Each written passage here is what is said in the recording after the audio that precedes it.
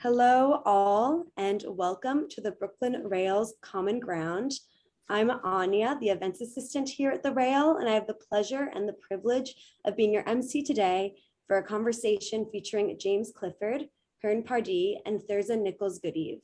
We're thrilled to welcome poet Noa Mendoza here to close today's program. Before we get started, the Brooklyn Rail acknowledges that Black Lives Matter and that here in New York, we are on the Lenapehoking, the unceded land and waters of the Wappinger, Canarsie, Munsee, and Lenni Lenape people of the Delaware Nation and Shinnecock Indian Nation. We encourage you to check the chat for a living document of resources and actions, which we will post shortly. And now to introduce today's host, Thyrza Nichols Goodeve is a writer, editor, and educator.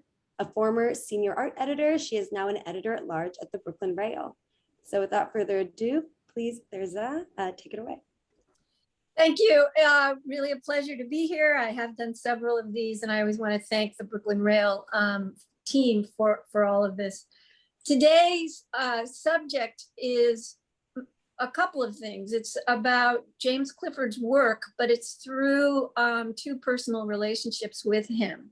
One is my own, which I will go into, and the other is writer and artist Hearne Pardee, who's part of the Brooklyn Rail team. But it's also because Clifford's work, and if you could go to the next slide, is, obviously he's been working on these issues for over 30 years, having to do with decolonization, indigeneity, indigenous objects in the museum, the breakdown of the ethnographic museum, art museum. All of these conversations are sort of the backdrop of what we're going to be talking about. And today we're going to take you through a few moments of his work. And we hope to end with discussions with you in the audience about the Met. Perhaps we I just learned that the backdrop to our conversation today is the Teddy Roosevelt monument at the museum, at the American Museum of Natural History, was apparently taken away last night at midnight, and there's a picture of it on the Times cover. So it's all very, very, very topical. We will not be focusing on the decolonized movement so much, but more this idea of the living artifact. And the idea of the collaborations and the living connections between indigenous communities, museums, artists, and so on, as these negotiations are going on today. Jim has also called this the context of the Post-Ethnological Museum. So next slide, please. I met Jim many years ago, first over the phone. This is a picture of Kresge College, the History of Consciousness program at the University of Santa Cruz. He was a professor, and on the phone, I was in New York, and I was a little nervous about going from New York to the bucolic California, and he told me to be none of them had been turned into lotus eaters out there. And I remember as a young person about to go to the school that was both reassuring and funny, and it was a great introduction. So the HisCon department was very unique, continues to be a unique program. And Jim was there, and I was studying also with Donna Haraway and Hayden White. Could you show the next slide? To give you a sense of the flavor, and this is thanks to Karen Kaplan, who is one of Jim's students and is brilliant, has written many books, but she found in her archives all of these posters from the early 80s. And so the logo for the program was the Sphinx, and we can discuss the complexity of that. That was chosen by Hayden White, but it was a very lively program that was in the early 80s between Jim's work and Donna Haraway's work, really dealing with the breakdown of a million binary oppositions is the easiest way to put it. Jim's work was with colonialism, post-colonialism, modernism, and the meaning of modernity. So if we can go to the next slide. While I was there, Jim was in the process of the research and writing of the essays that went into this first book of his, Predicament of Culture. I think that coming into graduate school and being taught about the culture as a predicament has continued to be the background of my work as an art writer. I am a product of both Jim as well as Haraway, but I'm an art writer. And one of the other things that Jim has given me was the permission to experiment in writing. Jim's writing, if you follow it, he has many different kinds of writing. So he's a gifted writer. And in the Predicament of Culture, the three essays that really had an impact on me at the time were on ethnographic surrealism, identity, and mash P, histories of the tribal and the modern. And if we can go to the next slide. So maybe I thought, Jim, why don't you discuss this? Because this would be sort of the background of the late 19th, 20th century work on ethnography and the interactions with surrealism and sort of critical ethnography that you call ethnographic surrealism. What are we looking at here? Sure. Just before I jump into this, I just would like to say that I'm really glad to be here and thankful to the Rail, to Fong and company, the team for inviting me to do this, and to especially, of course, to Thyrza and Hearne for being willing to work through a lot of my early writing. They've done a lot of reading, more than they signed on for, I think. And but for me, it's given me a chance to revisit some things that I wrote quite a long time ago, and find and see how those, with their help, see how that work speaks to the current moment. So thanks so much. This image, this is André Breton's apartment. Of course, it's not actually his apartment. It's a mock-up. It's a construction of his apartment in the Musée d'Art Moderne in Paris, the Museum of Modern Art in Paris, and they've reconstructed. They kept some of the objects that he had in his apartment, and a lot of them were sold off. I mean, he had masses of African and Oceanian and Arctic artifacts and artwork, and so this is just an example of that vogue for the primitive, for the exotic, that surrounded the surrealist moment in the 20s. And okay, we can shift now to the next image, please, because this was the context of the seminar I was in with Jim. It was 1984. This show was up at MoMA. I now call this MoMA modernism, this sort of bifurcation of modernism. And so why don't you discuss this essay that you wrote, The Tribal and the Modern, and this early history? Yeah, I mean, the subtitle of this exhibition, Primitivism in 20th Century Art, was Affinities of the Tribal and the Modern. And you can see the affinity on the cover, but the affinity was, to make a long story short, much as ink has spilled about this exhibition, lots of critiques, and among them by me. And the affinity that's featured there is essentially a formalist affinity. You know, crudely, hey, this kind of looks like that. So they must be making the same kind of art or having, but it's an affinity that is all on the terms of the emerging modernism that Picasso represents.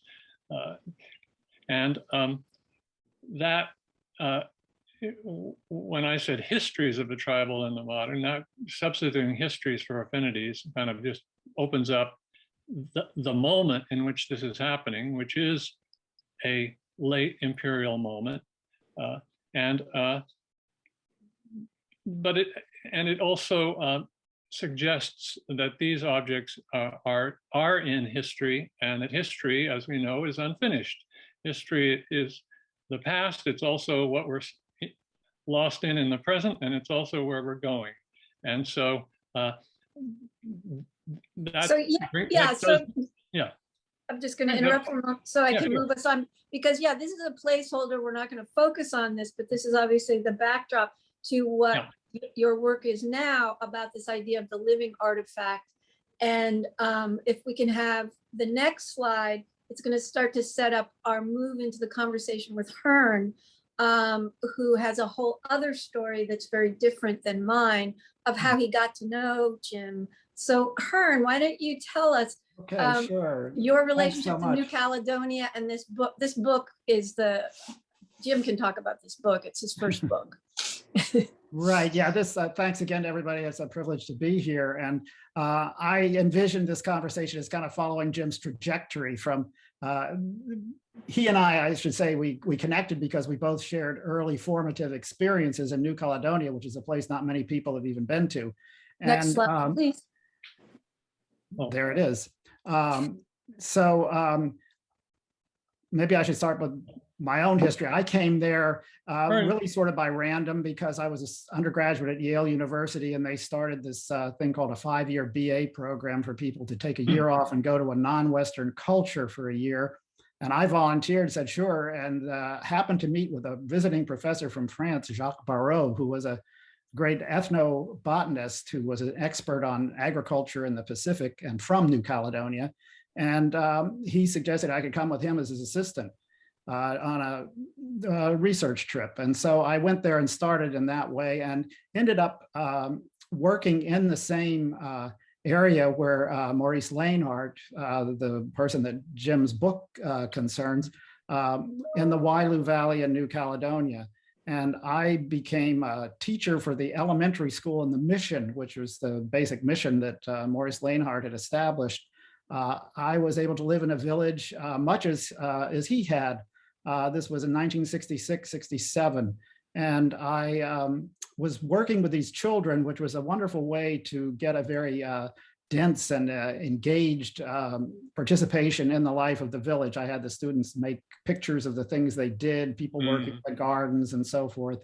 And I got this kind of phenomenological sense of, I was beginning as an artist at that time. I'd taken the Albers color course at Yale after reading Rimbaud and Proust and getting involved with color imagery. And so I was trying to paint like Cézanne. Here I was in the Wailu Valley. So it was an interesting kind of translation of one thing to another. But I remember being engaged with just not the optical landscape, but the phenomenological landscape of the culture that I was engaged in. And so I've tried to carry that with me after leaving New Caledonia, that sense of looking for a way to relate to place, which I've done in paintings around the United States. So this picture was taken when I was back in New Caledonia in 2010, actually. And I came back a couple of times because we'll talk about how the land changed. The villagers who I worked with moved across the river. They were able to recoup some of their ancestral lands, which had been taken away by the French colonists. And so their phenomenological landscape was drastically increased. Anyway, I should turn it over to Jim here and just ask him, how he came to such a remote place and why he chose a missionary who became an anthropologist as a subject for his biography.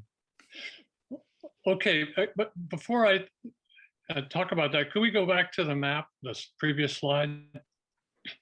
I think just a few fun facts about New Caledonia, because most of us don't know anything about it, and I knew nothing about it. And this goes to how I got involved. I was doing doctoral research as a historian in Paris on the history of French anthropology, and I stumbled onto a Maurice Leinhardt, who is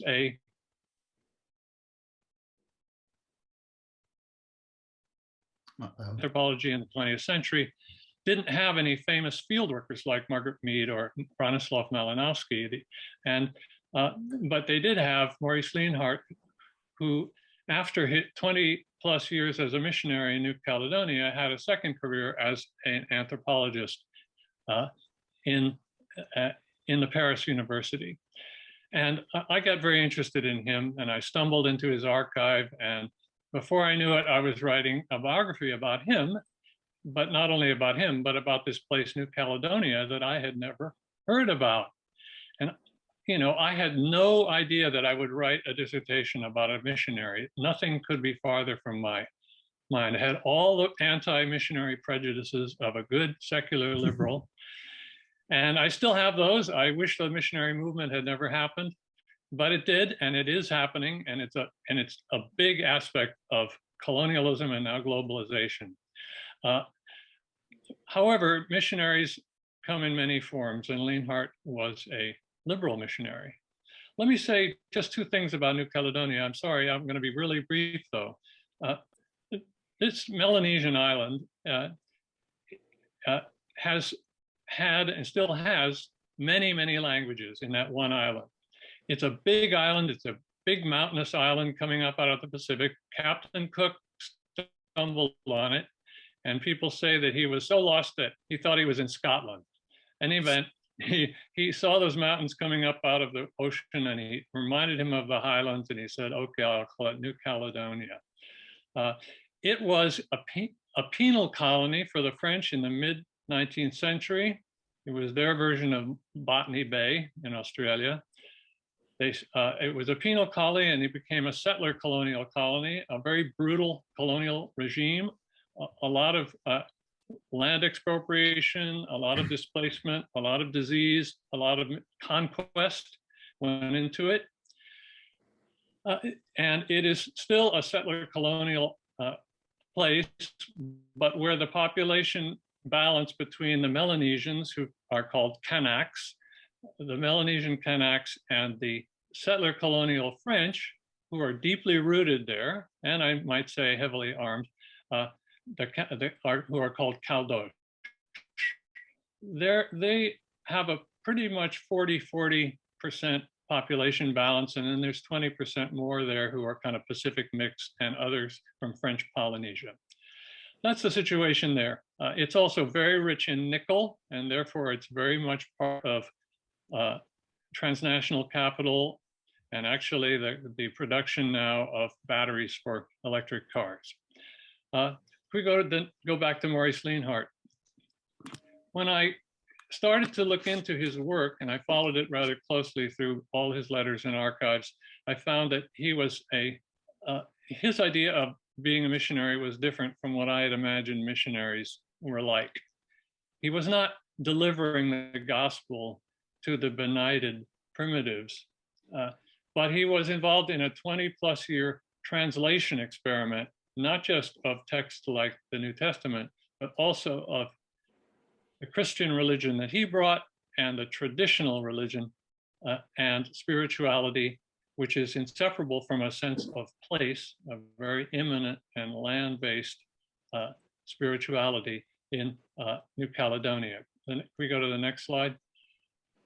Oh, this is the quotation that's on the mural, and it basically says that what the Christians brought we already had, and what has happened is that the Christians have used Caledonian Kanak tradition as a way of in understanding what it means in the world, and we have done the opposite, and there's a kind of two-way translation experiment. That's my gloss of what is said here, but let's move on. This slide I took in 1978 when I was there, and I just put it up to summarize visually, in a sense, what I learned from Leinhardt's experience of reciprocal and endless translation between these two cultures. This is in the highlands of New Caledonia. You see a Christian church, but behind it on the hillside, you see some exposed rocks.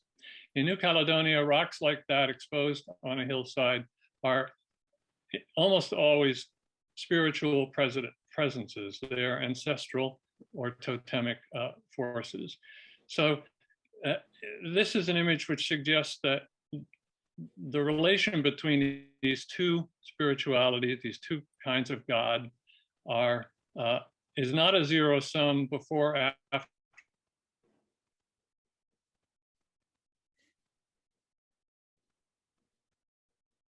Exist together in a syncretic dynamic relationship. So that's what I learned, and that was knowledge that was very useful to me in thinking about the kind of translation, especially the long-term translation processes that go on in what I had actually gone to Paris to study, which was the history of anthropology and especially ethnography. Hearne, do you want to? Yeah, Hearne, well, we could. I've said, excuse me, I've just said a lot, but before you say any more, I'd like to hear more from you. Yeah, sure. I was just going to your break it painting, anyway. yeah. I should say that I didn't discover your work until some 30 years after I had been in New Caledonia, but it came as a sort of revelation to me and brought me with the idea of going back there, because suddenly you provided a context and I realized the richness of the experiences that I had had, but without having much of a framework to put them in at that time. And so I'm very interested in this idea of the progressive. The culture is not something that we objectify in a museum, but it's a growing thing, and that people, that religion enlarges itself hopefully rather than restricting itself. Yeah.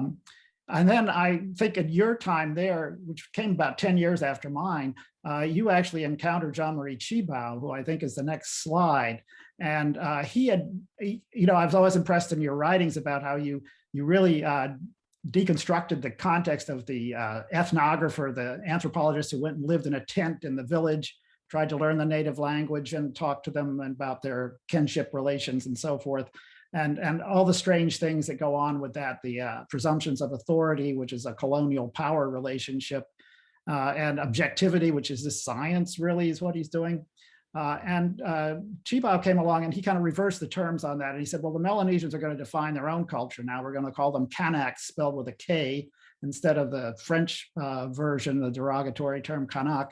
And he envisioned Melanesia as not broken up into all these 30 different little regional groups in New Caledonia, but extending into the New Hebrides, New Guinea. He said, let's think about Melanesian culture in a new way. And he organized a big event called Melanesia 2000, where they brought together art. And art figured greatly in his vision for Melanesian culture as a way of performing, I guess you would call it. Mm-hmm. And so when you got there, things had already started changing, and this opens up we're kind of doing this is your life thing. We're following you now into moving from the intimate context of Leinhardt's mission to the broader context of museums in the world. Yeah. And this is what Jean-Marie Tjibaou had already started. Yeah. This picture, yeah, thanks, that's great. I took this picture in '78 when I was there, and Jean-Marie Tjibaou took me around for a few days. I had a wonderful time.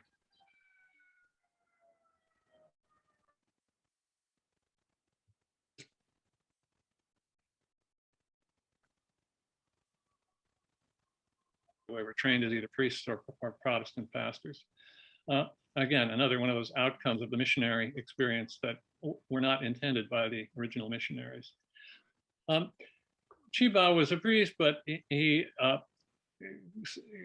quit the priesthood. He went to Paris. He studied some anthropology with students of Maurice Leinhardt, and then came back to New Caledonia, where he became a political leader. In '78, he had just become the mayor of Hiengen, and he was about to launch a career as an independence leader in New Caledonia. Which he did for the next decade. He became the most important and influential independence leader in the decade that followed this. But the decade that followed it, this is a happy-looking picture. It's partly happy because the setting behind him, and I framed it so that he was to the side, and in the back you could really see the habitat.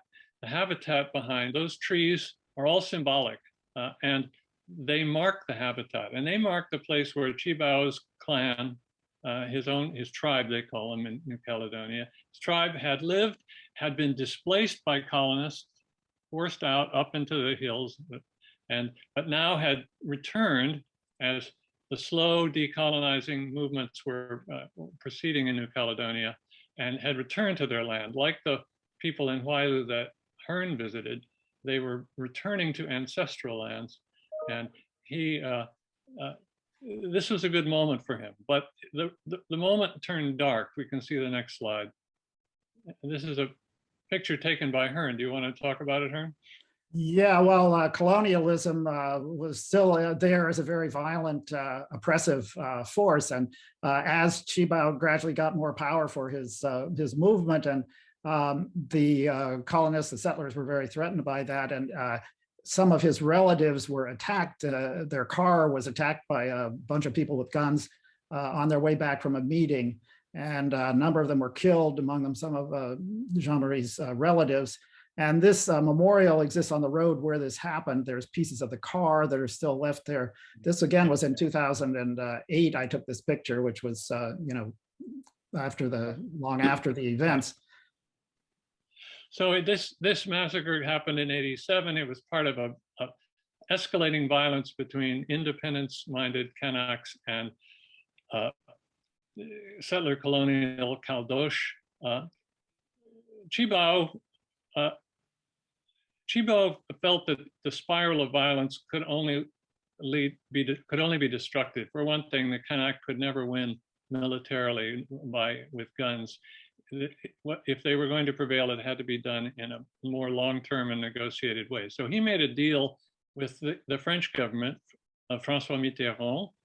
New Caledonia is still an overseas territory of France. And he made a deal with the Mitterrand government that calmed things down and set up a series of referendums on independence, the referendums that are actually still going on out there. For that, because he compromised with the French government, he paid the price. A radical member of the independence movement assassinated him just a couple of years after the date of this image.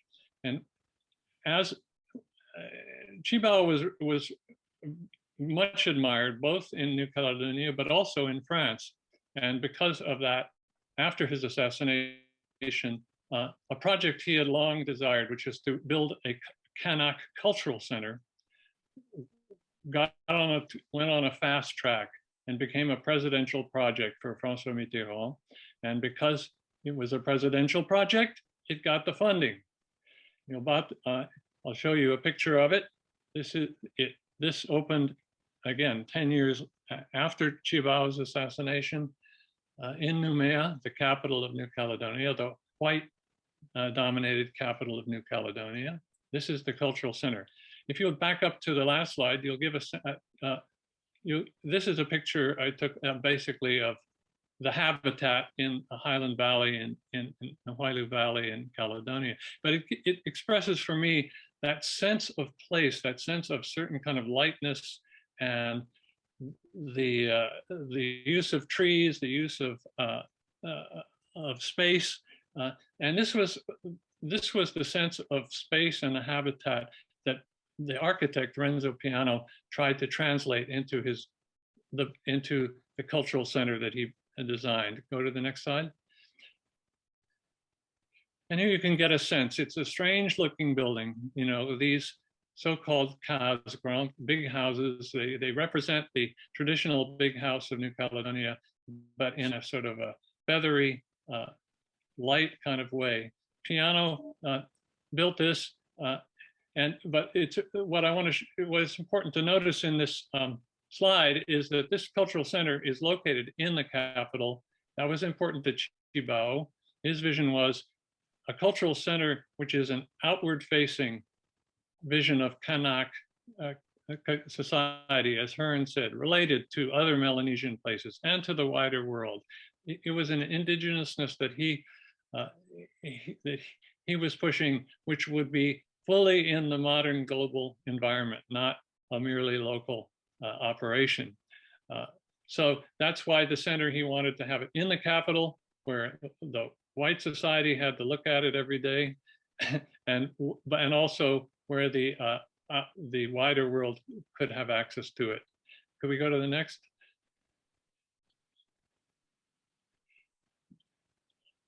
Another shot of the center. You'll see in the foreground these traditional structures, houses, and this is the so-called customary area where actual rituals, dances, performances would be performed. And in the museum behind, the art and artifact collections, and also different kinds of non-traditional performances would take place. Could we go on to the next? Just a sense of these beautiful shapes that Renzo Piano imagined. And it should be said that Renzo Piano, who is a very famous architect and a very busy architect, really took a lot of time to consult with Kanaks. He went there, he hung out, he brought Kanaks to Genoa, where his architectural firm is centered. He had long conversations, and he really tried to translate the Melanesian sense of space into a strange, and I think a kind of strangely wonderful modern building. Next slide. Yeah, it's a wonderful sense of the power of architecture. Yeah. And we will soon be going to Paris to see another major building by another major architect whose view of whose process was really quite different. This different is sort of power. Yeah, here's an interior shot of the Chihuahua Center, and it has works by a well-known Maori sculptor. This is just to register the fact that this center is about the outward face of Kanak culture, its connection to other inter-island and indigenous cultures in the South Pacific, and also in the wider world. This is a strength. It's also to some degree a weakness, because the inward aspect of a cultural center, its relation to tribes up in the mountains and so forth, is a lot less successful, I think we could say. There's a lot less coming and going between the more rural aspects where most of the Kanak are still living and this urban-based environment. And it's also sometimes criticized as a neo-colonial operation because it was funded by the French government. And so it's, in some ways, it epitomizes for me that ambiguity, the post-colonial and the neo-colonial, yeah, if I could just say, each other and inseparable. It's a post/neo-colonial operation. Yeah, so much of New Caledonia is funded by the French. They have beautiful new buildings and things and places where the people are still living at the same level they were back in the 1960s. Yeah. And it's very contradictory. And the thing I was struck by on my returns there was just how the Melanesians themselves lived very much in the context they had lived in when I was there 40 years before. Yeah. The gardens are very beautiful. Their sense of the landscape, the way they place their houses is still retaining that. I was, like Jim says, a little perplexed by the fact that there isn't an art tradition. They tried to have an art school and it didn't work very well. And so there isn't a production of works really, or contemporary context for art, although there may be that. I haven't been back there for 10 years myself, so I don't know exactly what's going on. Hearne, I think we're getting behind schedule because this is so interesting to us. Why don't we let's move to the next slide, and then we'll move on to the from Lee. Look, this is taken by Hearne in 2008, and it really serves to introduce Emmanuel Casirero, the man on the right, who we'll see in a moment in Paris. But this is when he was cultural director at the Chibao Center. He's flanked by the director of the center, Octave Tonga, and Marie-Claude Chibao. This is Jean-Marie Chibao's widow, who is also in her own right a very important cultural activist and political leader in New Caledonia. Why don't we move on? Next slide. Yeah. Well, here we are in Paris, and this is the Musée du Quai Branly Chirac in Paris. The architect is Jean Nouvel. And Jim, you wanted to emphasize how the the balancing between provincial museums and major national museums, which is part of. Well, we're showing this museum, but after the next move after looking for a little bit at the Musée du Quai Branly will be to go to a provincial French museum, which is in alliance with a native-run museum way out in Alaska. So we'll get there in a minute.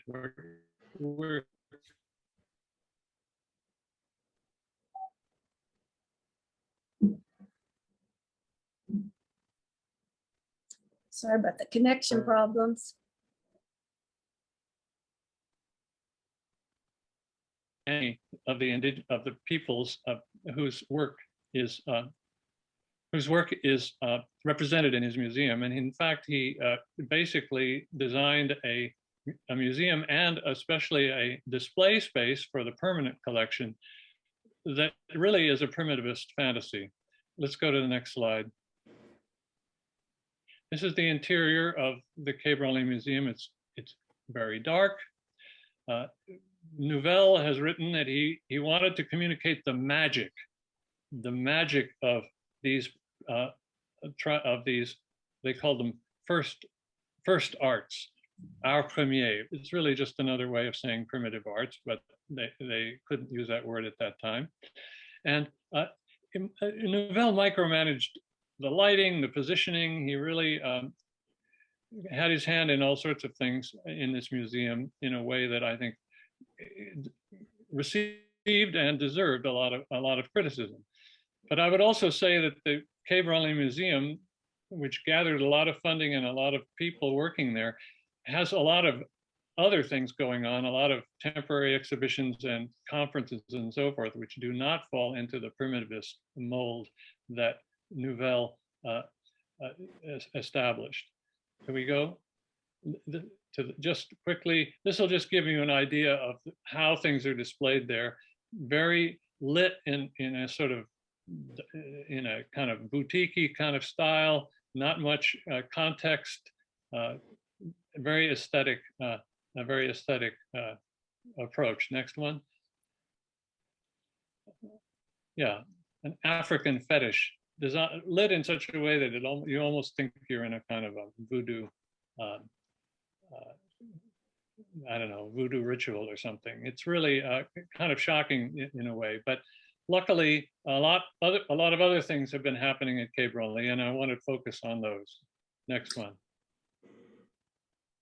Hearne, you recognize.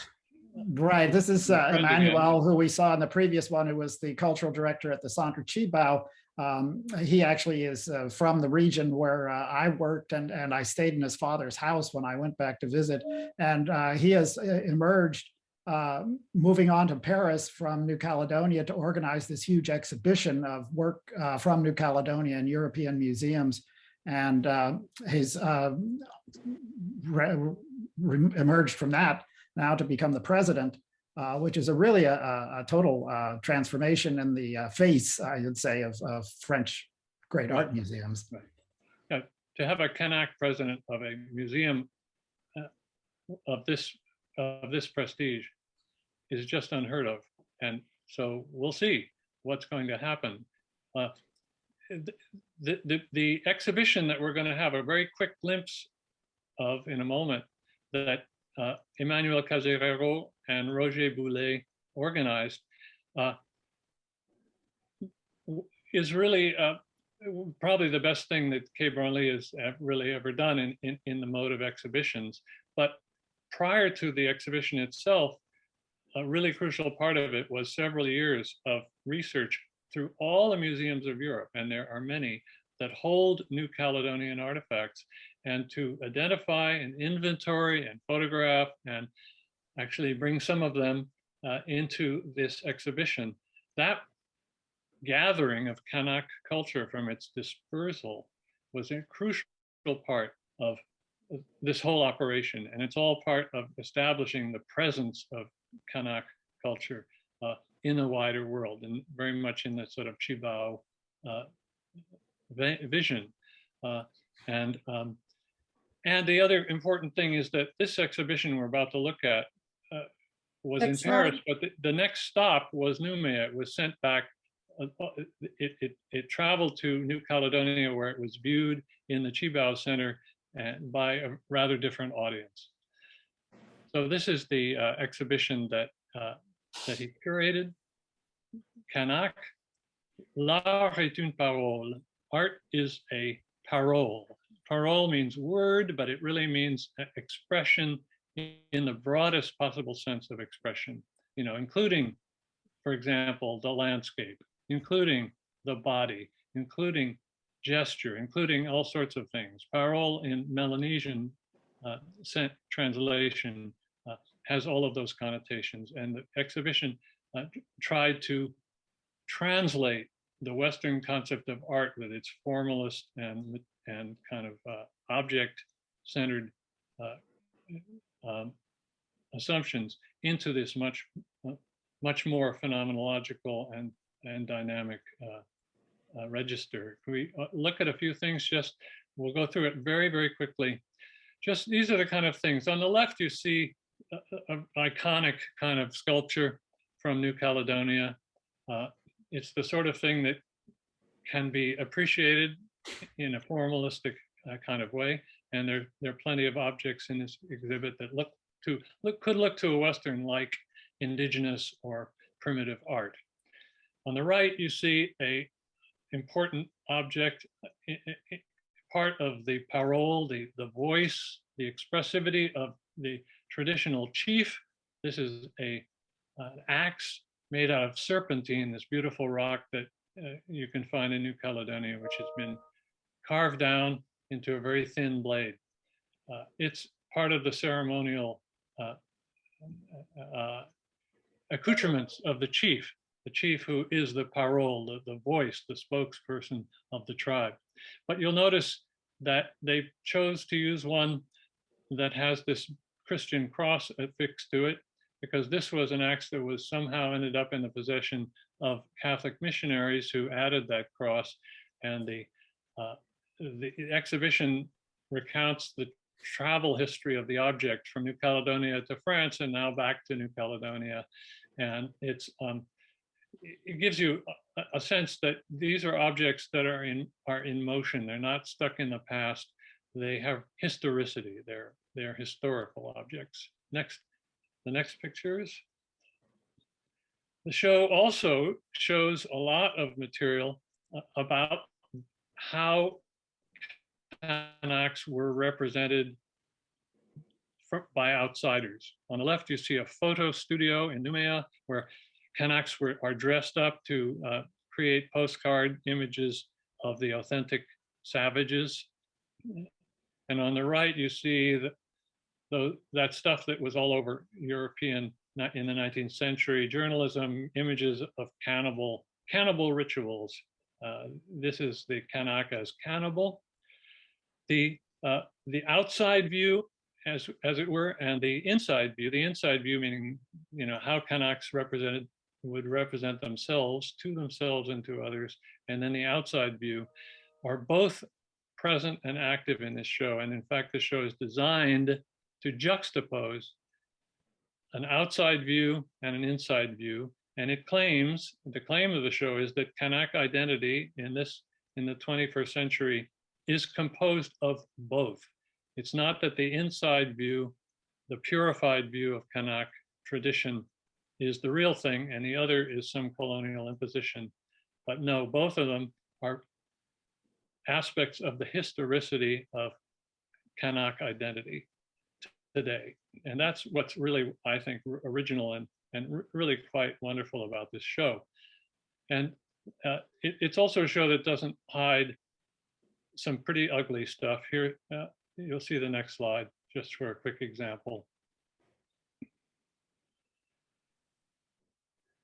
In 1878, there was a big rebellion in New Caledonia, and they almost managed to throw out the French. But the rebellion was suppressed, in part, as is often the case in colonial situations, by playing one tribal group off against another. And there was a bounty for rebel heads. And this image is a celebratory image celebrating France's victory, which appeared in the French press.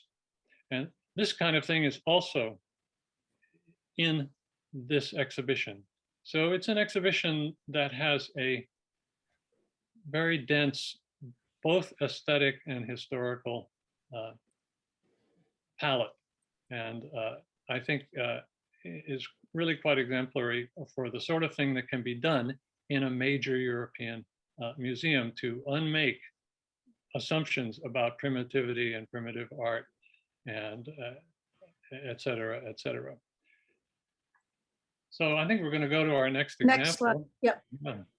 Oh, Yeah. Super quick. New things are happening even in the rather hidebound Quai Branly Museum. This was a visit that I happened to sit in on when I was there in 2016. Wayana Indigenous representatives from French Guiana spent a few weeks there studying, connecting, handling, singing over the objects of their heritage that are kept in the storage. Here's an elder, speaks no French, speaking through a translator. Next slide. A younger Wayana who does speak French. So this is about the past of Wayana culture, but also about its future. So now we're going to segue into our sort of kind of last moment of talking about Jim's work, which comes out of an essay that was such a delight for me to go and do a deep dive, having been influenced by Predicament of Culture, and then I read all of Roots, and then I read Returns, and in this book, Becoming Indigenous in the 21st Century, and that's one of the questions we can talk about in the discussion. What is meant by that phrase? But there's this beautiful essay. Well, it's really an essay about a beautiful collaboration and a story. If you'll go to the next slide, and I'll have Jim talk about it. But for me, it's a sort of so exemplary of.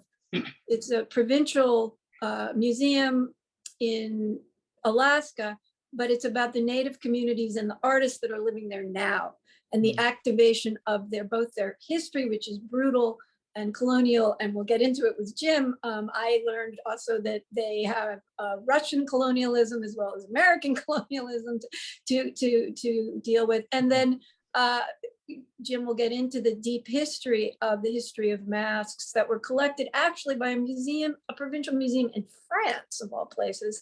And so at this point, let me have Jim talk. It's an amazing collaboration and story. Well, thanks for Thyrza. Thank you. But just, where are we? Kodiak Island is where we are going to be talking about. And you see the green section on this map? Sukpiak Alutiiq. Sometimes these people are called Alutiiq, sometimes they prefer to be called Sukpiak. I use both. That big island down there in the green island is Kodiak Island. It's the second largest island in the United States. The largest is the big island in Hawaii. Big mountainous island, almost no roads. Just for those of you who have a little who want to locate this historically, if you follow the green around to the right, you'll see a large kind of bay. That was the bay where the Exxon Valdez oil spill occurred at the end of the pipeline that crossed Alaska. And the spilled oil flowed along the coast and completely enveloped Kodiak Island. But silver lining of sorts, the museum that we're about to see was funded out of the compensation funds for the oil spill. Again, the post-colonial and the neo-colonial inseparable, perhaps. This is Kodiak. In the foreground is the Elliptic Museum, and just behind the Russian Orthodox Cathedral. The Russians were there, as you may know, until the 1860s, when it was sold to Alaska was sold to the USA. But the Russian colonial presence was very strong, and they brought their religion, and Russian Orthodoxy is in fact a native religion. It was taken over by the Alutiiq people in this area. On to the next. This is just a shot inside the museum. Alutiiq lost an enormous amount of culture under the impact of the Russians, and they actually don't have a lot of old artifacts to show. But in this case, some of what does exist are in places like the Smithsonian, and in this case, a couple of Alutiiq women went to the Smithsonian and studied carefully a ground squirrel parka there and then recreated it. It's just a masterpiece of needlework and stitching. Next slide. Interior of the museum. Well, this is not a kind of picture you'd see in the Musée du Quai Branly, I don't think. This gives a sense too of the localism. These men are looking at a video of archaeological excavations that the museum is very involved in. A lot of Elliptic culture is being dug up in archaeological excavations, but it is a small museum, and unlike all museums, it's got a gift shop where everything in the gift shop was made by Elliptic artisans and artists. Let's go on. This is he was then the director of the Elliptic Museum, Sven Hawkinson, who is a remarkable guy. He is in his workshop, and I wanted to show that in particular to show this hands-on notion. With him, objects of Elliptic culture are they're all about making and remaking. That's that's where his values lie. And as you'll see in a moment, that has oriented the whole story that I'm about to tell. Next slide. Well, when I took that picture, when people like Sven Hawkinson were carving Elliptic objects, traditional Elliptic objects, they had almost no models. And this picture is really, I'm leaving on the screen just to represent what they didn't have, what was not available. Because in around about the 1870s, under the impact of Russian conquest, missionization, and especially disease, epidemics, Elliptic society was in disarray, and the important winter tradition of masking, of dancing with masks, ceased. Or if it continued at a very low ebb. And what did stop at that time was carving masks. There had been a very active tradition of carving fantastic masks. And the Elliptic in the 1890s, who were part of the Indigenous renewal movement, artists looking to recreate objects of their heritage, had almost nothing to look at. There were one or two masks in the Smithsonian and one or two in Leningrad, but they weren't even very good specimens. So what to do? Well, a rumor arrived in Kodiak that there was, in fact, a collection of masks, about 100 masks, in France, in a provincial French museum in Boulogne-sur-Mer, a small fishing city on the English Channel. What? Well, a couple of Elliptic folks found their way to Boulogne and saw the collection called the Pinard collection and got the word back. Why the Pinard collection? How did those masks get to France? Very quickly. Let's go back. Can we very quickly? In 1870s, a French adventurer cum scientist, social linguist, young man, explored around the Aleutian Islands and Kodiak by kayak and collected about 100 of these masks and brought them back to France, where he exhibited them once in Paris, and then he gave them to the local museum in the city he was from. And there they stayed for 100 or more years without anyone really knowing what they were, but they preserved them through 2 world wars. Boulogne on the Channel was heavily bombed in both wars, and the masks survived, and they survived. And when the Elliptic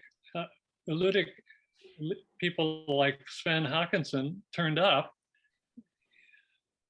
that was an amazing thing for them. And Sven started to open discussions for, well, couldn't you loan us some of these back so that people could see these masks where they originally came from? Oh, no, this is French heritage. This is French property. He ran into a stone wall and a stone wall, but he was persistent and he kept going back. And then there was a change in regime. They got a younger museum director at the museum who saw the potential. And then Sven did this brilliant move around 2006. He brought 8 Elliptic artists. He got a small grant and brought 8 Elliptic artists to Boulogne to look at the masks, to study them. And when the Elliptic artists arrived,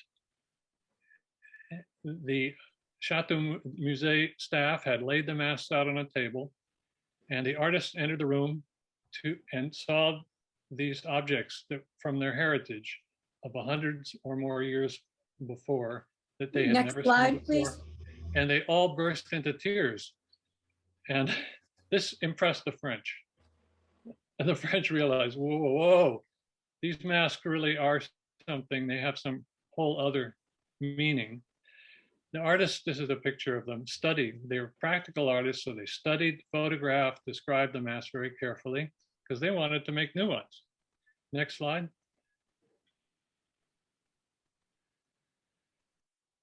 And they were, of course, very moved by them. Next slide. Well, the masks, long story short, the masks, there's been now a process of loans and exchanges, a kind of circulation between the two museums, and an alliance that's developed between these two provincial museums. I think of it as a kind of alter globalization from two marginal places, not passing through the major, they're not doing it through the Quai Branly Museum in Paris, they're not doing it through the Smithsonian Museum in Washington or Alaska. No, they're doing it directly between them, and they've developed an alliance. And the masks have circulated back and forth between Kodiak and Boulogne-sur-Mer in a very productive way. And now a sequel, which was not in the account of this that I just gave you in abbreviated form, which exists which is told more fully in my book, Returns. The sequel is an exhibition from 2016 in Boulogne of contemporary art, indigenous art from Alaska. And there, you can see what the outcome has been of making these masks available in Alaska. Next slide. Just a shot or two from their catalog. The one on the left is one of the old masks in the Pinard collection. This comes from the 1870s. And the one on the right is a new one made by a contemporary Elliptic artist. And this is a case where the artist is in effect copying or reproducing the traditional form. The next slide. This is one of the older masks. It would have had feathers attached to the ring around the outside, but of course the feathers have not survived hundreds of years, but the mask has. Next slide. And here's a contemporary mask by one of the Elliptic artists, which you can see has basically is inspired by, but a really dramatic reworking of the older form. And there are plenty of examples like this I could show. Next one. And the last picture is to show, here's a mask that is copied based on a mask in the Pinard collection back in Kodiak at the opening ceremony of mask exhibition at the Elliptic Museum. You can see it's being danced. And I wanted to show this to remind you all that these masks, the new masks, are not simply about producing artwork to hang on museum walls or on the walls of collectors, but they're part of ongoing ceremonial life, in this case at the museum, but also in family rituals, et cetera, et cetera. And the last point I would make with this slide is just this. This whole process has made me think again about authenticity. I mean, authenticity is a problematic term that we still really can't quite do without. But in our usual ideas of authenticity, we think about the original and we think about the copy, right? the original is authentic and the copy is, well, that's just a copy, secondary. But in this case, which is more authentic? The original, which is sitting in a museum collection, or the copy, which is based on the original and is part of a living culture? And I'm not going to, say one or the other, but it certainly does open up the question in, I think, productive ways, in ways that we're trying to do with this presentation. That's fantastic, because we're coming to sort of the end, and where we wanted to move to another story of living artifact and living culture that comes from the next slide, which is the Pitt River Museum. And again, remember how we started this talk with the modernism, primitivism, binary, and the old way of collecting. So this is the Pitt River Museum. And Jim, if you'll continue. Yeah, well, the Pitt River is well known among museum scholars and so forth at Oxford. As you can see, this museum did not get you didn't get the message about the white box, about what a museum is supposed to look like. This is a 19th century collection, and it's been kept in its original form. It's kind of a jumble, all organized along evolutionary lines. And it's a kind of museum of museums itself. And they're, in that sense, complete, sort of inert, unchanging, except, next slide, the staff has been able to insert small changes. You'll see in this exhibition, in this case, a modern T-shirt from the Crow Indian tribe has been slipped in with the old artifacts. You might not notice it, but there it is. Hey, there still are Crow people. Next slide. But probably the most significant change at the Pitt Rivers is this Blackfoot shirts project, which I am not going to do justice to at all. I'm just going to mention it here.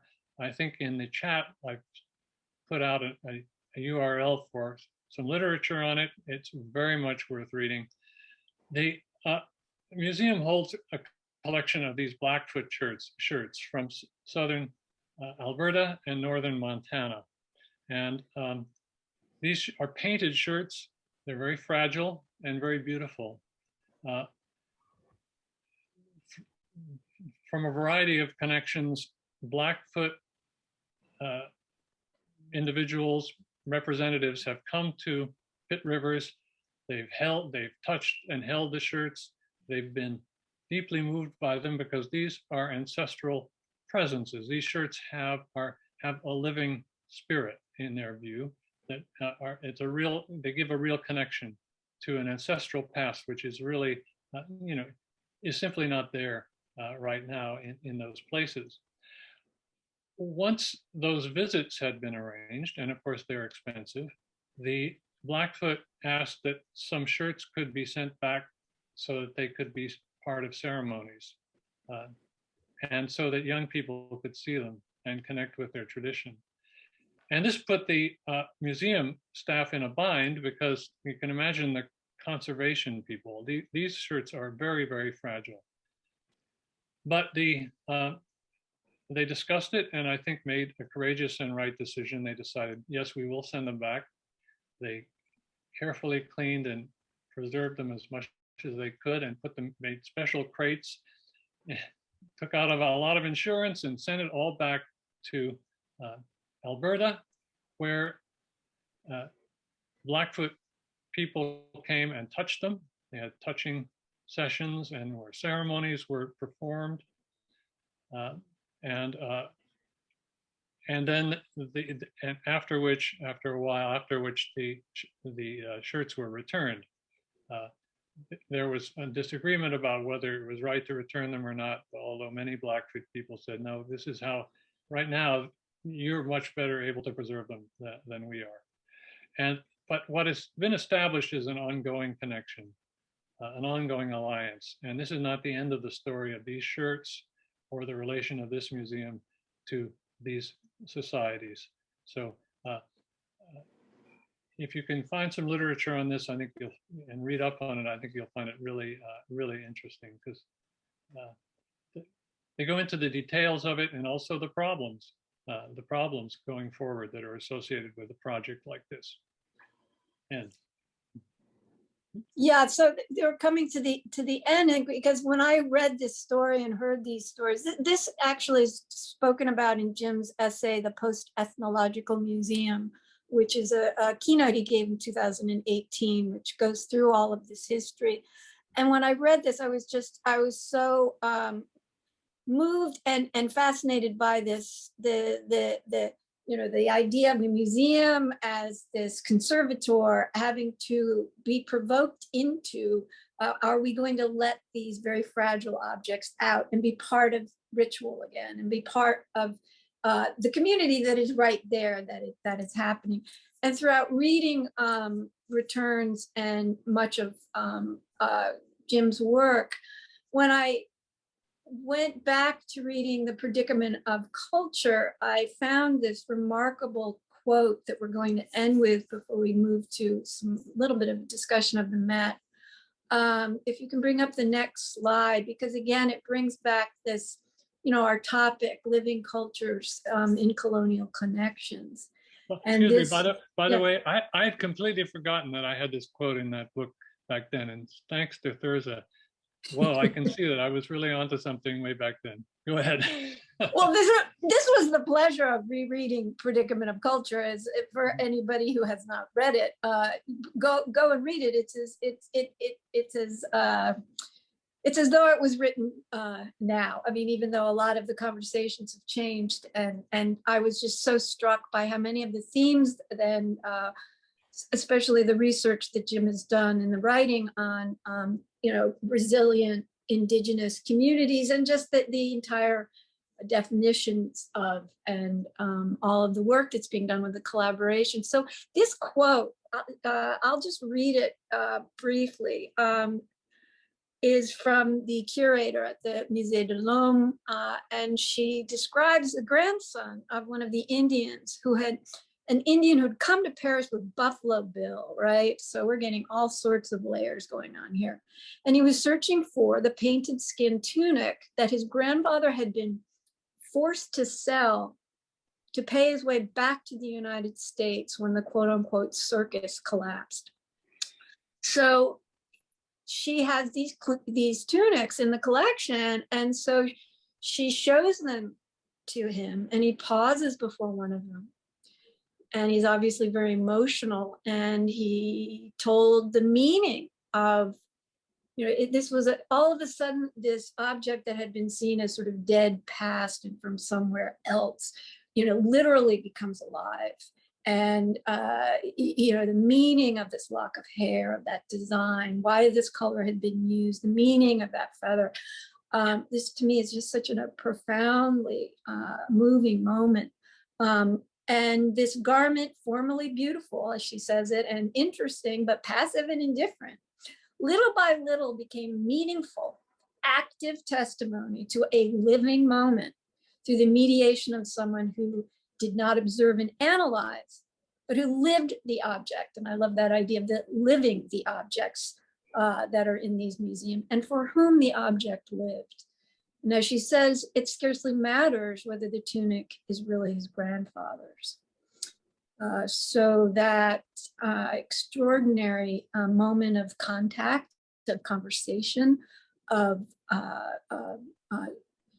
passing back and forth old knowledge, contemporary knowledge, and the future of what will become of this object. And as I said, it coming from Jim's book from the late from the 1980s into the present.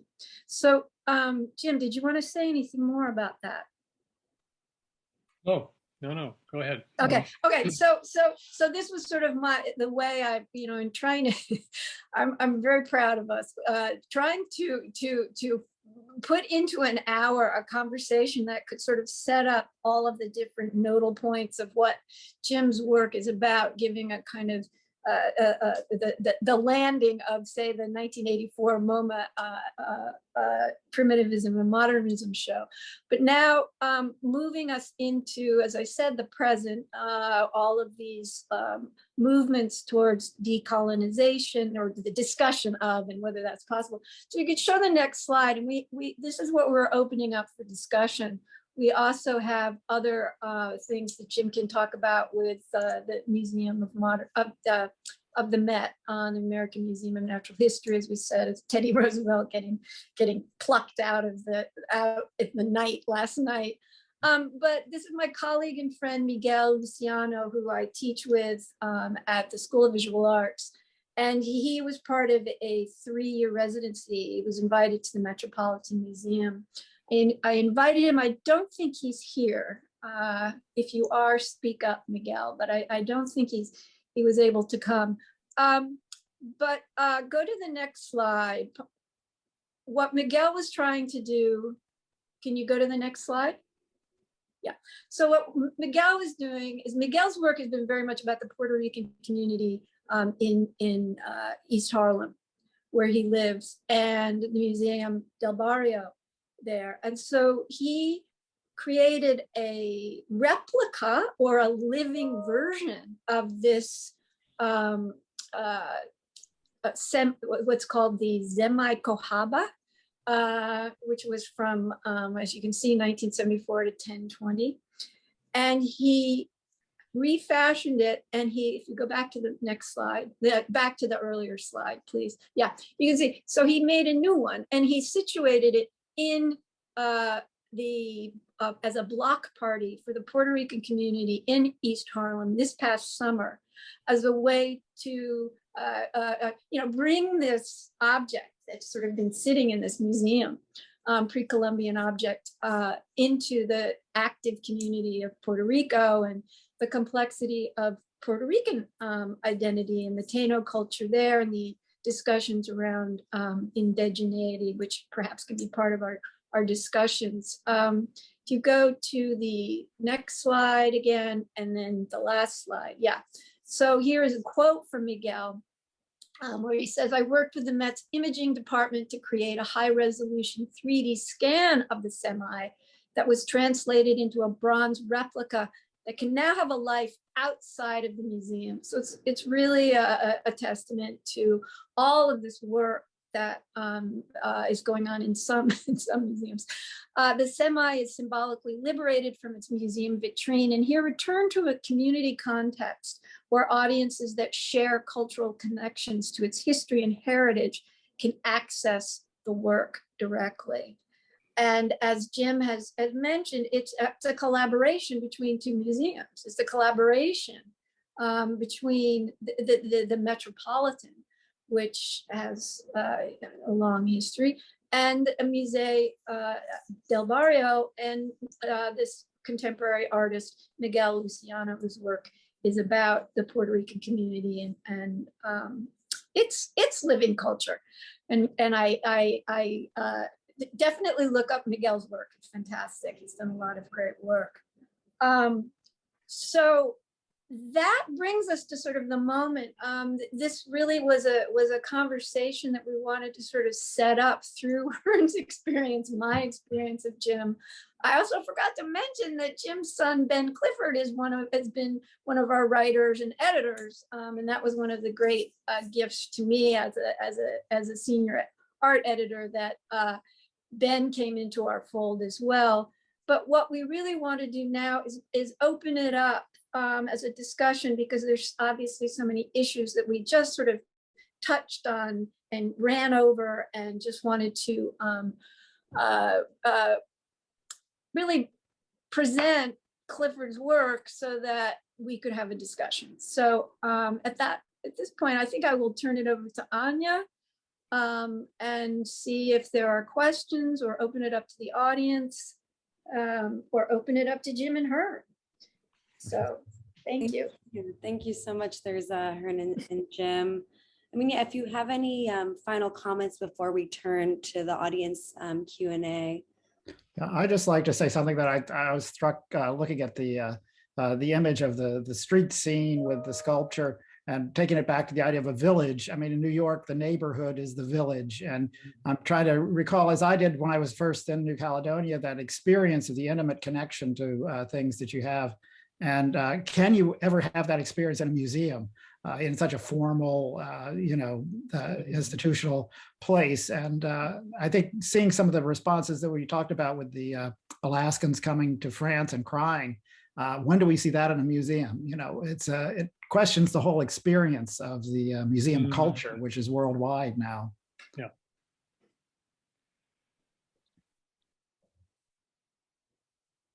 Yeah, thank you, Hearne. Thank you, Jim. We do have some audience questions if we're ready to turn to the Q&A. Our first question will come from G.E. Schwartz, if you'd like to ask.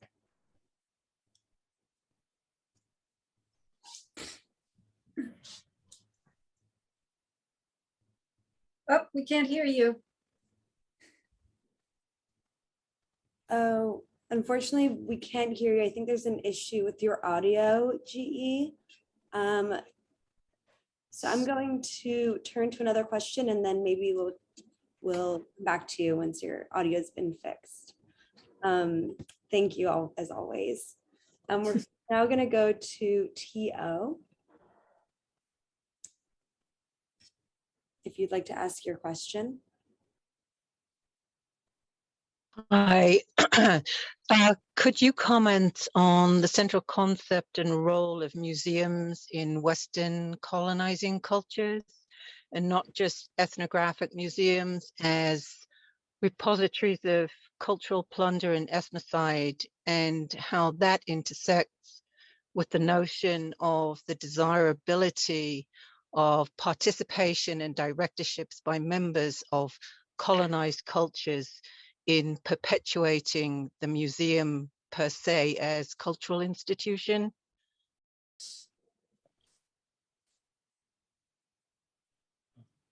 That's for me? Yes. Yes. Well, that's a pretty big question. There's a lot there. I guess I would just say quickly that you're absolutely right to underline the kind of central role played by museums and not just ethnological museums, but also all kinds of museums, historical art museums, and natural history museums in the colonizing process. And by the way, we could if we want to throw anything else in, we could throw in botanical gardens too, which were always integral to the colonizing process.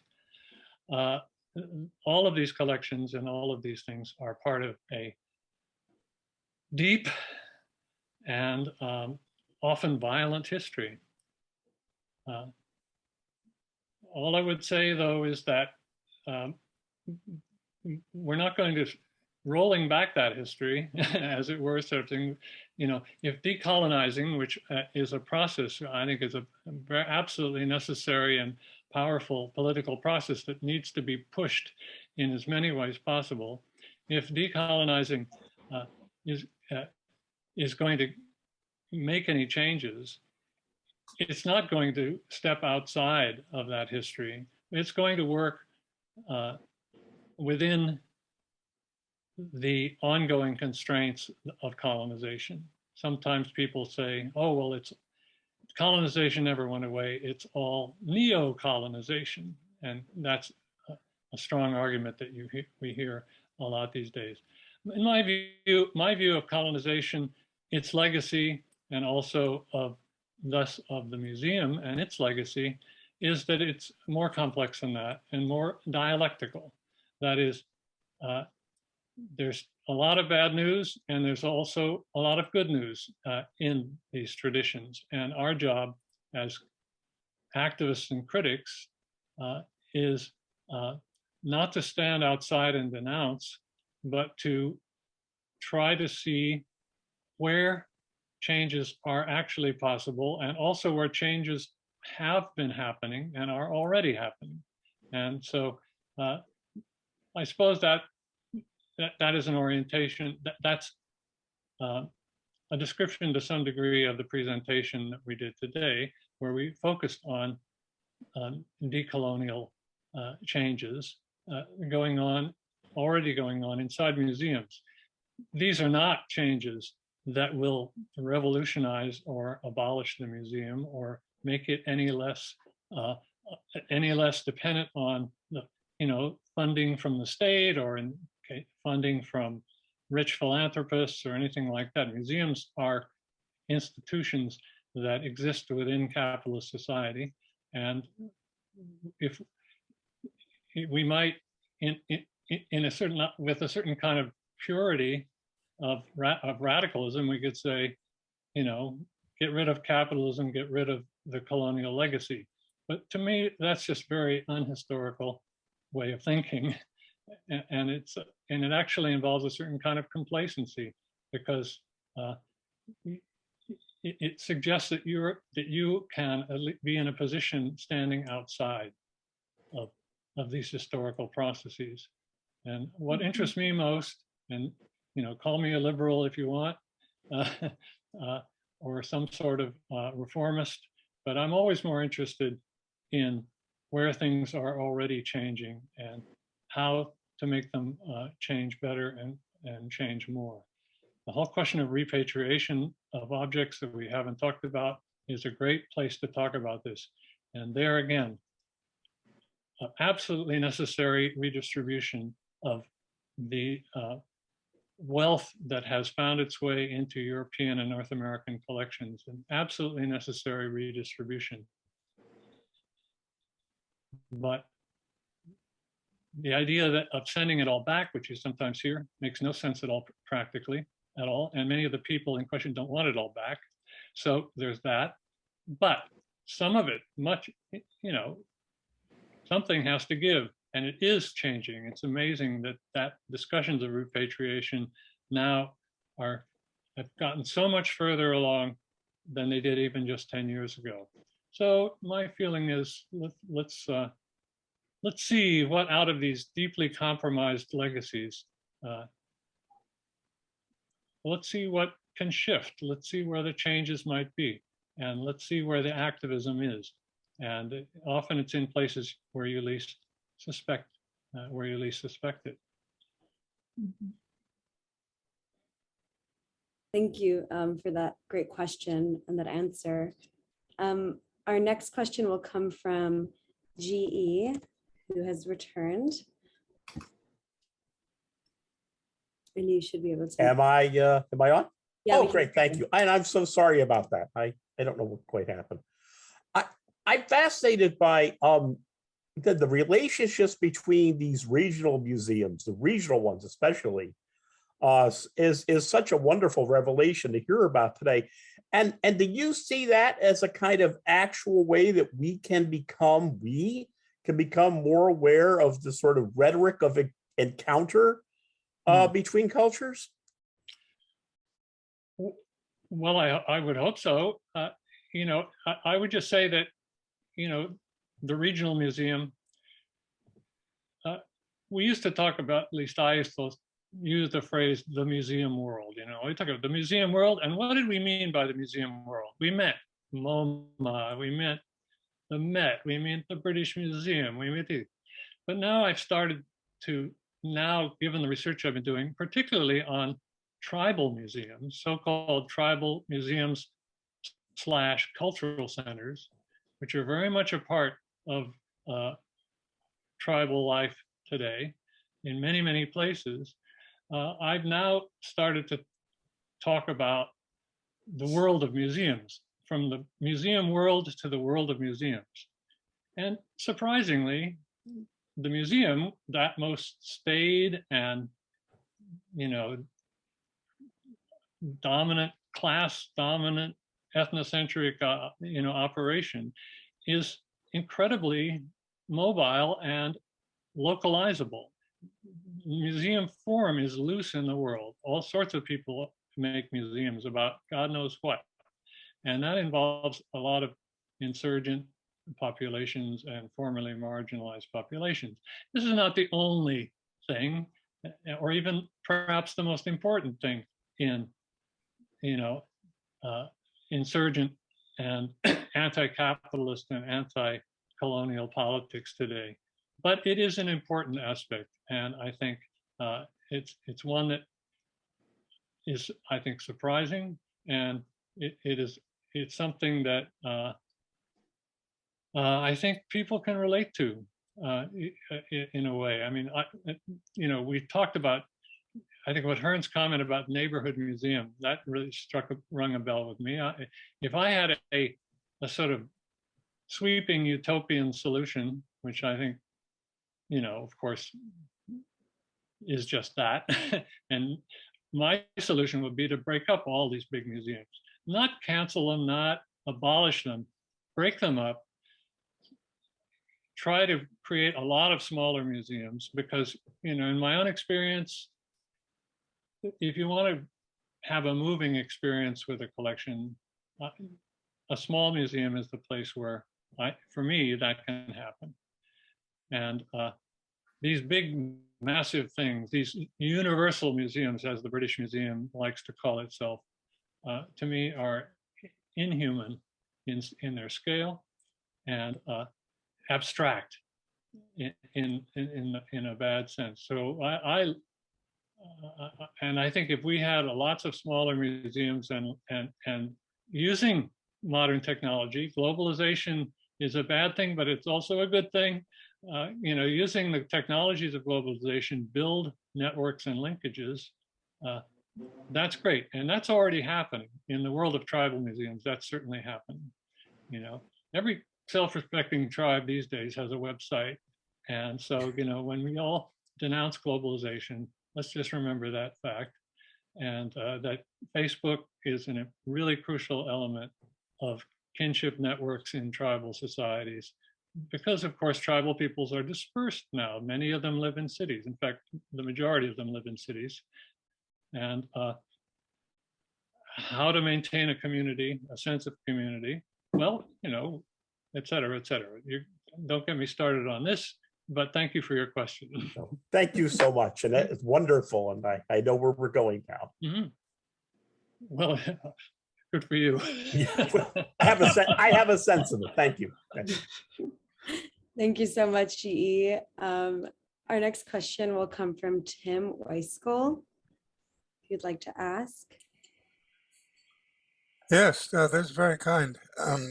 Fantastic discussion. Hearne and I knew each other more than 50 years ago when we were both part of that same experiment at Yale to go off and work in the third world. And I worked for a while in West Africa, and I've been working on it ever since. So I'm hooked, like Hearne is, into the cultures of peoples that we came to know through a brief year of working as undergraduates. In the midst of the Vietnam War, we were given a chance by Yale that set up a special program calling us students when we went off to work in the third world. Now, at the time, that didn't seem possible because the only way you could go to the third world and get away with it was part of the military. You were handed a gun during the years of those draft period. And if you didn't have an official enrollment, you couldn't live in the third world without shooting somebody. That was the whole point of the Vietnam War. Now, this is one of the ways in which the educational institution intervened. In this case, Yale said, listen, this can't be the case. We have to let undergraduates live and work among peoples without having to shoot them.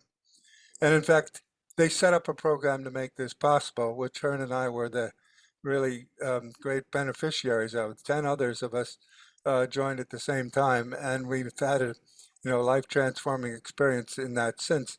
I've been working since in West Africa primarily, and looking at the whole question of what art is. And I'm a little struck in our discussion today about how much of it is focused on museums rather than on the practice of art. By that I mean, I was struck particularly by your discussion, Jim, of the masks in in the way they were danced in Alaska. Mhm. Now, masks form a big part of West African art, or Absolutely, what's yeah. called West African art. And Yeah. the problem of calling it art is somewhat problematic to begin with. In other words, that's taking it outside of experience and putting it on a wall or in a case and having other people come and gawk and look at it, all of which was an artifact, in a sense, historical artifact of colonialism itself.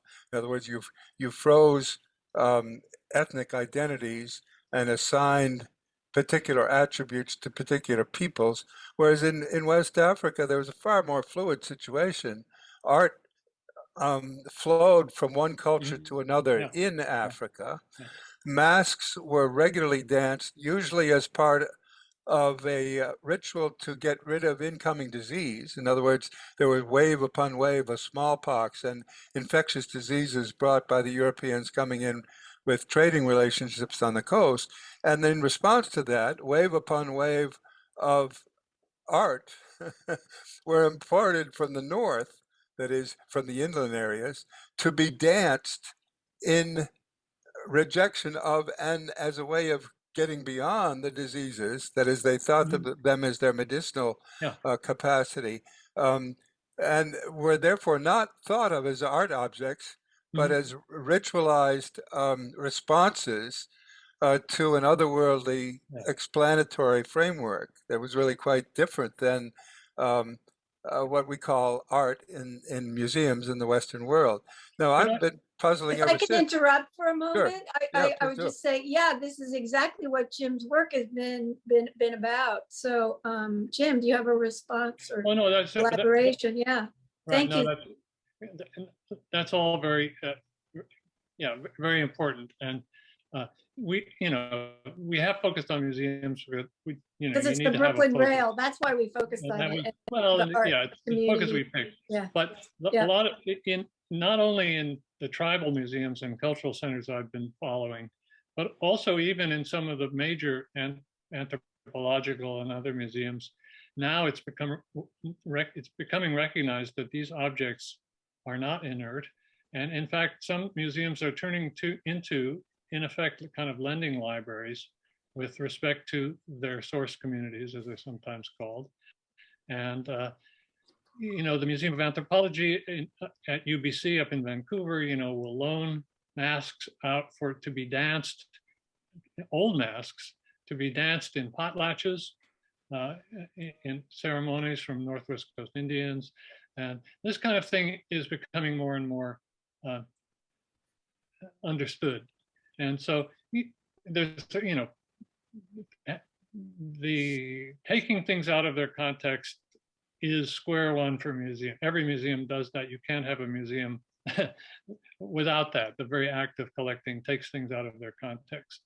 But there are ways, either by this kind of recontextualizing and loaning, but also by ways of using video and audio, contextualizing to put these immobile objects into more dynamic lived context. So all of that, is great. And the West African mask, I mean, that's a great tradition that has actually inspired me quite a lot.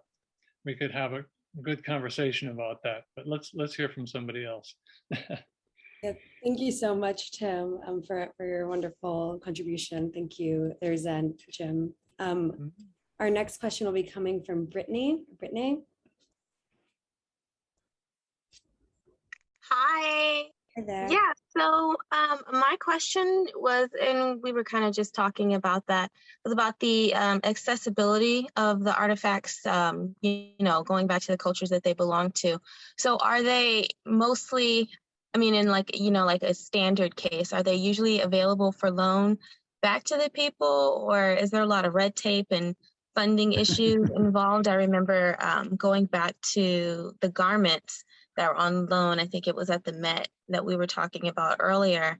They had said something about there being funding issues, and I was just wondering if are the people expected to foot the bill, or does the museum do that, or how does that work? No, these are all really crucial. Devil in the details questions. You know, we say, oh yeah, let's make them accessible, let's send them back.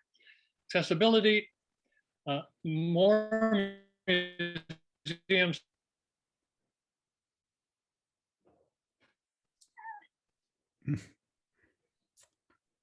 that objects, but these objects that maybe were collected more than 100 years ago, but the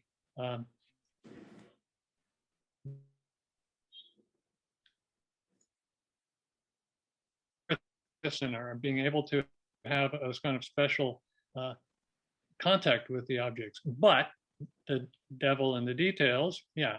How do you get to Europe if you're in Africa, for example?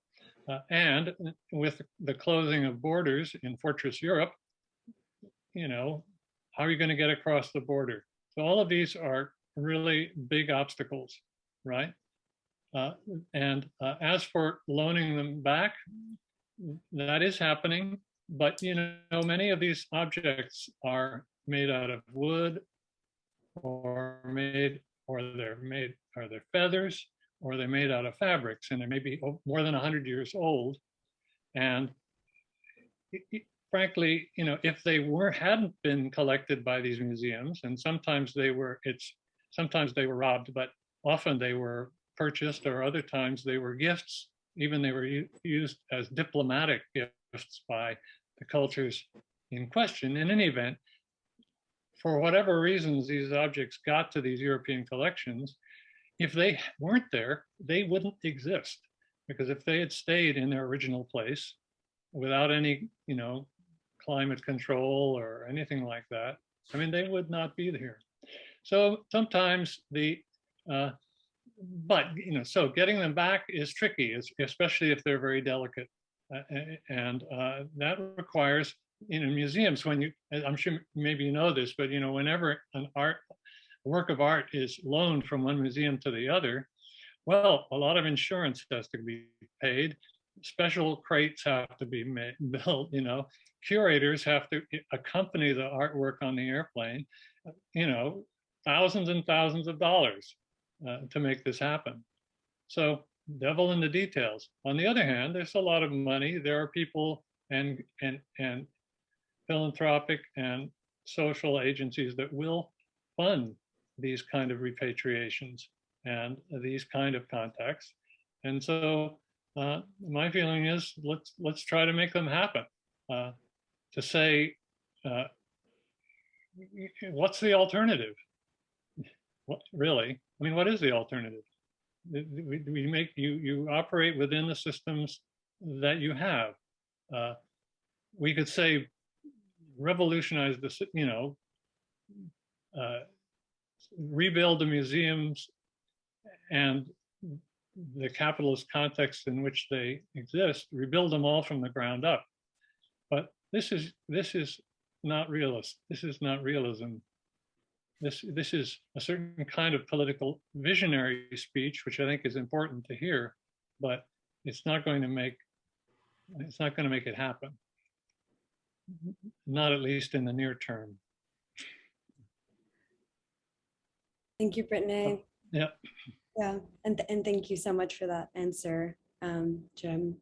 Our final question will come from our publisher and artistic director, Phong Bui. Phong, take it away. Thank you, Anya. Thank you, Jim. Hi, thank Phong. you, and Thyrza for a stimulating conversation. I enjoyed it so much, and I did manage to read your book, so I'm familiar with your work, so that's terrific. I just felt, since you mentioned early on of Margaret Mead, and of course everyone knows that she studied with Frank Boas at Columbia, who's really considered as a pioneer of American anthropology. All his life been committed fighting against what we know now as cultural relativism, which he created in fighting against the any form and shape of scientific racism. And it's and in thinking about cultural relativism, which is something, you know, colonialists tend to negate or dismiss, through either arrogance, something I also have experienced being Vietnamese, you know, throughout the war, not just the American war, but previously my ancestors have expressed similar, you know, sentiment against the French who was there for 200 years.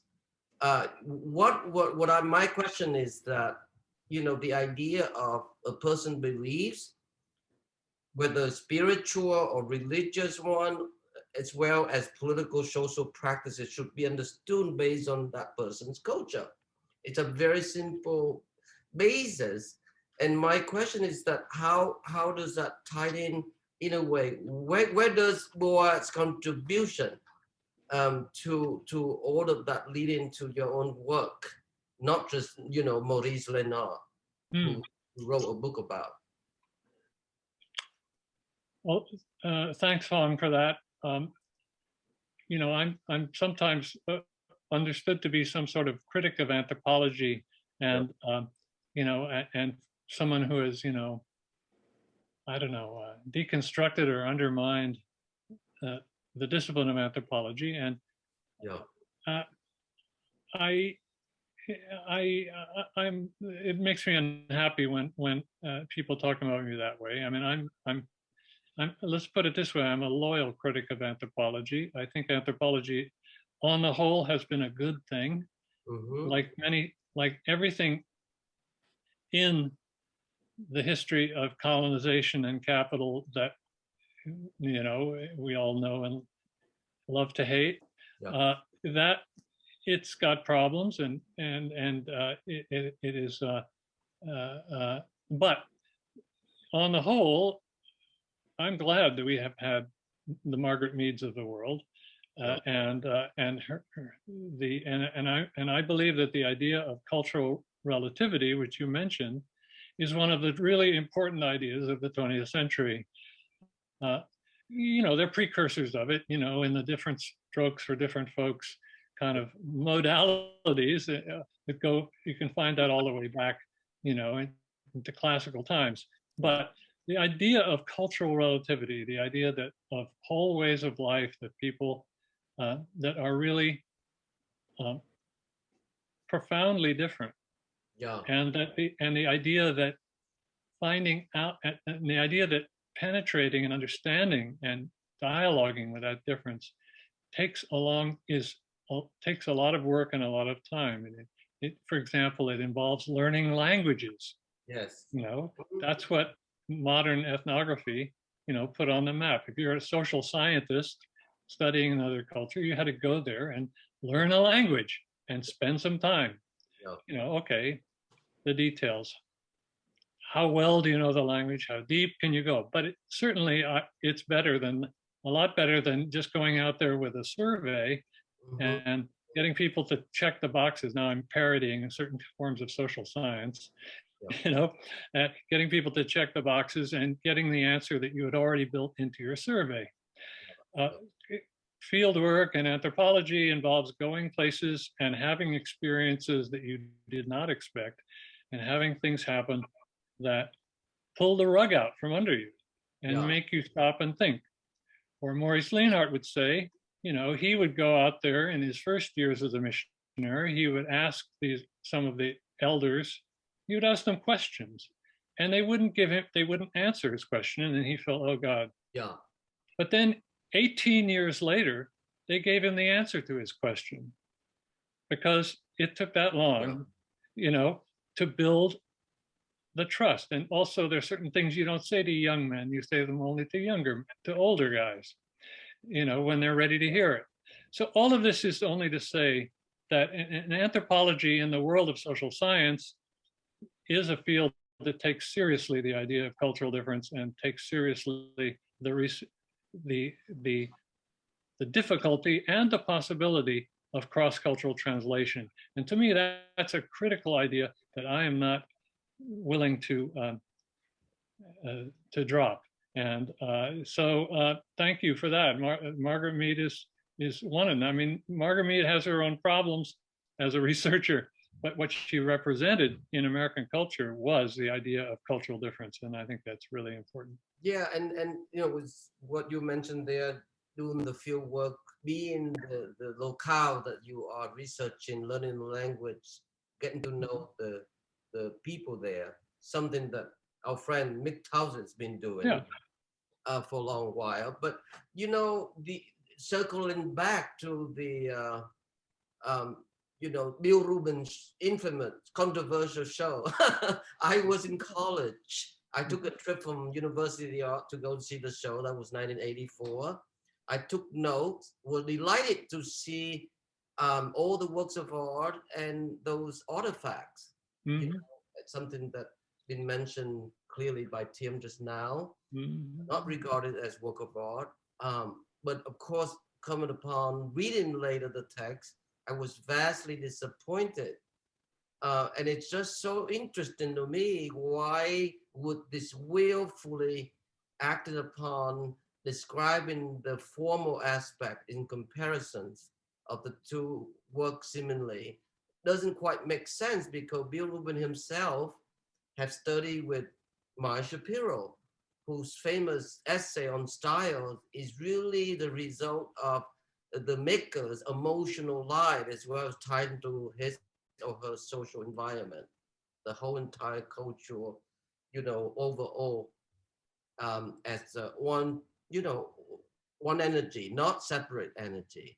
So it was shocking. And I know that thinking about now, you know, I think I have a similar feeling for his successor, Kurt Vanderdoe, with the show he did. It's called High and Low.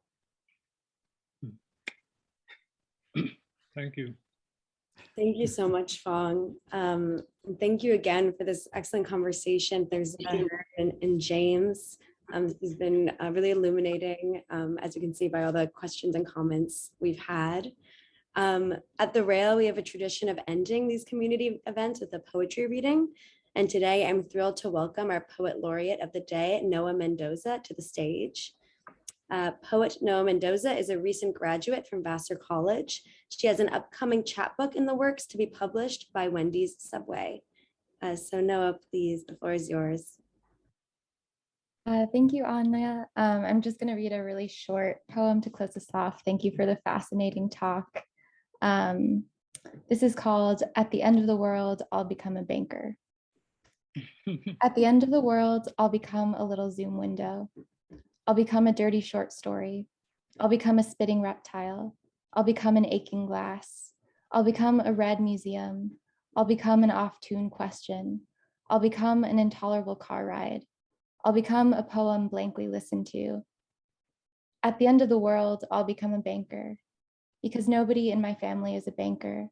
And then I can make lots of money, and then I never have to write again, because the world is over, and the gentle sparrow I've been holding in my hands has bitten my thumb and has set itself free. Thank you. Beautiful. Thank you so much, Noa. What a perfect way to close us out. And thank you again, James, Hearne, and Thyrza. We encourage everyone to view our archive of these conversations on our YouTube channel, where this will be uploaded shortly. And you can join us tomorrow at 1 p.m. for our conversation with Maria Nepomuceno and Ksenia M. Soboleva on the occasion of our exhibition Rodadas Encantadas at Sikema Jenkins and Company. And we will conclude with a poetry reading by Rosie Stockton. You should now be able to turn on your microphone and say thank you and goodbye. Thank you all.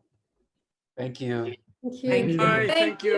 Hello. Thank you very much. Thank you. Thank you. Really wonderful. Good to see you. Yeah, Hey, Charlie. Charlie. Brilliant. Thank you so much. Thank you, Great having you, everybody. James. Hey, Lynn. Great reading, Noah. Thank Really you, enjoyed that poem. Hi, Jim. Nick. We got through it, Jim. Thank you, Jim. So great. Thank you, Brooklyn Rail. All Thank right. you. Thank you, Hearne. Thank you, everybody. Thank you. Bye. Thank you for reading. Woo! Thank you. Thank you for reading. Beautiful poem. Much love and courage. Let's get some lunch. Good idea. Good. Bye. Excellent. Thank Thank you. Bye now. Thank you. Bye, everybody. Bye. Thank you. Bye. Bye, Hearne.